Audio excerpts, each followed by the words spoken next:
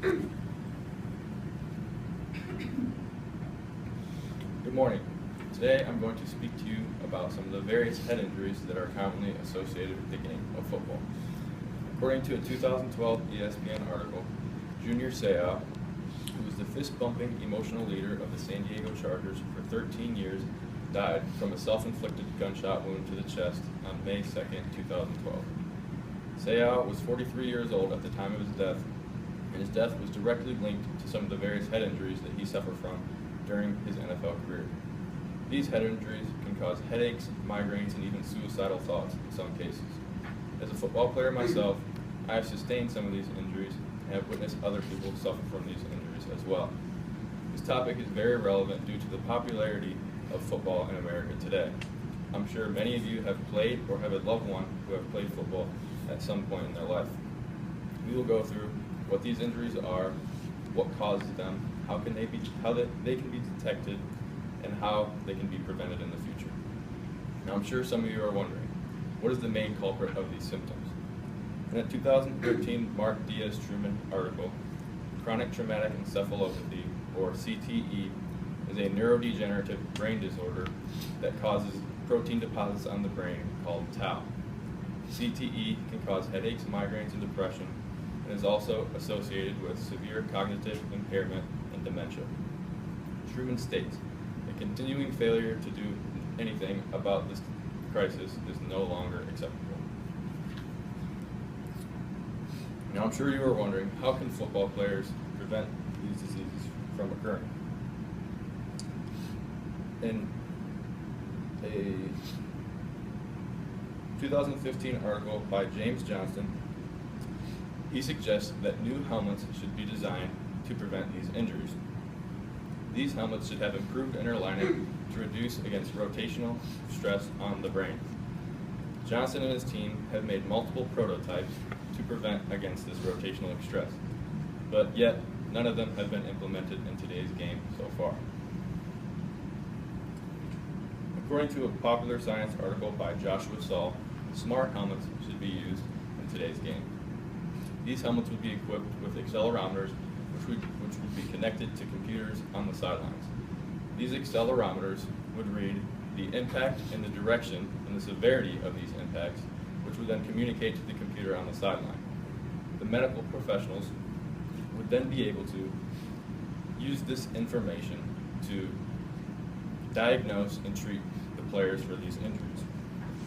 In a machine design article by Stephen Mraz, a more widely used football helmet in today's game is called the Zenith X1.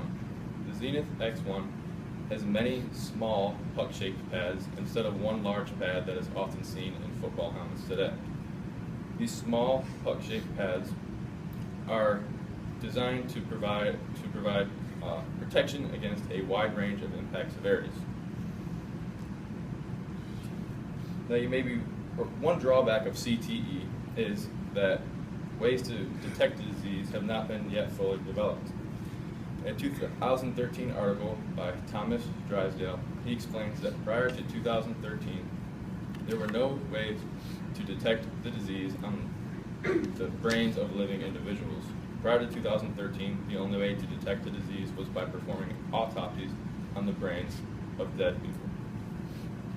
However, there was a breakthrough in CTE research in February of 2013. Scientists at UCLA developed a way to detect CTE in the brains of living people. They used a tracer called FDD-NP and ejected it into the patients. This tracer would then cling to the tau deposits in the brain, which would then be read through PET scans. The more tau that was shown on the PET scans meant, or the more FDD-NP shown in these scans showed the more tau that was in the brain. However, these scans can be extremely expensive and can cost $5,000 each. Improved scans and helmet design are not the only actions that have been taken to help reduce these injuries. The same 2013 Thomas Drysdale article explains that the NFL has shortened the kickoff to help prevent these injuries. Shortening the kickoff does not allow for players to pick up as much speed and momentum as they run down the field. This less momentum results in less head injuries to players. Also, shortening the kickoff results in more touchbacks, which results in no players coming into contact at all. After conducting extensive research on this topic, the importance of these head injuries has become extremely evident.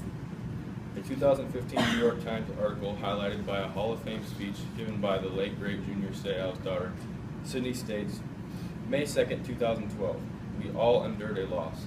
Thousands lost their all-time favorite linebacker, hundreds lost their favorite Charger, tens lost their buddy, and 4 lost their father. This sad story shows the important impact that these injuries can have not only on the players, but to the families of these players as well. Research regarding CTE, ways to detect it, new helmet designs, and possible rule changes will continue to advance. All of these actions will be taken to reduce the incidence of head injuries among football players in the future. Thank you.